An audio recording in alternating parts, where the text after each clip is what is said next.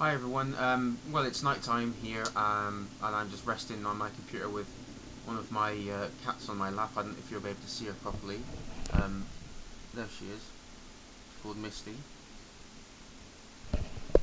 Uh, anyway, I recently was watching Michael Moore's new film called Capitalism: A Love Story, and it's a pretty good film if you uh, know of Michael Moore and you know his films, you basically know what you're going to get.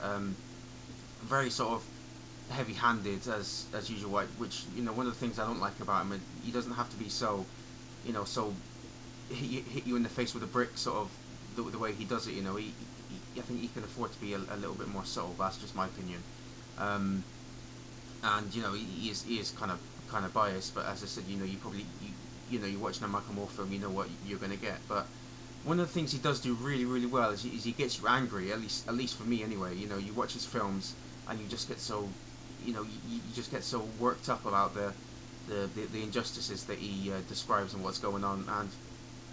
And I wasn't going to go and talk about the criticism of the film, but there was one bit that I want to talk about, and it was when he met a woman whose husband worked for a bank in Texas, and she he died basically from cancer, and she found out by mistake that the bank took out a life insurance policy on uh, her husband's life, named themselves as the beneficiaries, and they got from the insurance company $1.5 million. And I consider myself a very sort of cynical, pessimistic, defeatist person. But this shocked even me. I mean, I was watching this, I was like, holy shit. Just when I think that I would know all about corporations and the seedy things that they would do. Along comes this, and I was laughing because I just couldn't believe it. I mean, this is the kind of shit that you would see in some sort of dystopian, futuristic society like Blade Runner or something. I mean, it's not the sort of thing you would imagine that could happen in this day and age. Um, and I was just completely surprised that they would do this. And it's not just one company having a life insurance policy on one person. I mean, there's some of the biggest companies in America, like Procter and Gamble, that they do this, and they take life insurance policies out of hundreds of thousands of different people. And they even have memos in the film where they have people that are complaining that they're losing too much money on these policies. The people are not dying at a fast enough rate for them to make any sort of profit on the policies. And as this, I was just so completely shocked. I mean, as I said, it's something that you would expect some sort of evil conglomerate led by some sort of masterminded evil genius to do, not something that you would imagine to happen in real life.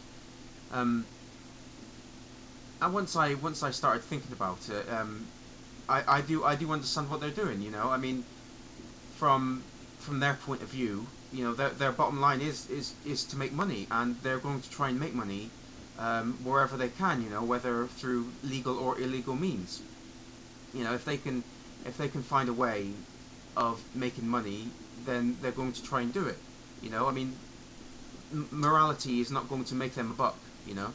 Um, I bet they've got teams and teams of lawyers that go through every single law in the country, and they cross-check it with other teams, just try and find any sort of legal loophole they can in order to try and make themselves more money, or to save money, or something like that. I mean, it was really shocking to me, and it was one of the things in the film that made me really angry, that we could live in, that we could treat other people so badly, that we could actually want people to die so it would make us money. I mean, as I said, I know morality isn't going to make any of these companies money, but fucking hell. I mean, there's got to be some sort of line, really. Um, yeah, I mean, that's all I wanted to talk about. There was something that it really stuck with me. I mean, the rest of the film, I said, he does make good films, and he gets you really worked up about, and you makes you feel like you want to change something. And even for someone like me, who, as I said, just a very sort of pessimistic person, it really gets you sort of get something fired up in me where I'm like, fuck these people. I want to try and do what I can, in however small part that I can contribute, in to trying to make something, trying to make a positive contribution, at least trying to change the way that these companies operate. It's terrible. Um, anyway, that's all I had to say. I know this is going to be a pretty shitty video, so I apologise for that. Um, but that's just my thoughts. I hope everyone's having a good night or day or whenever the fuck you watch this video. Cheerio.